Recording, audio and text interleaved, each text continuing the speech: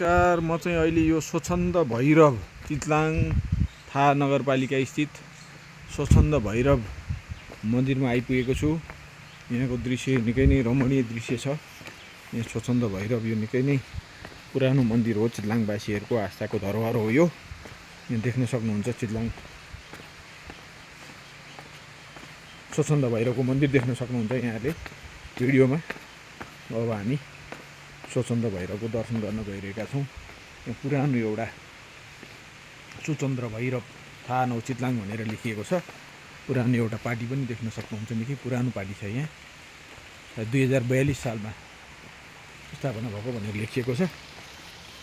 स्वच्छन्द भैरव की जय होस्। प्रभु स्वच्छन्द भैरव रक्षा गर्नुहोस् प्रभुलाई।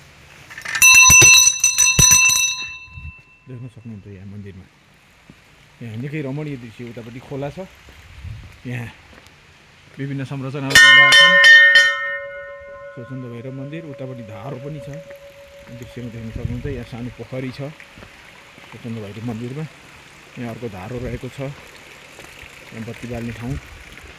उतापट्टि पार्टी।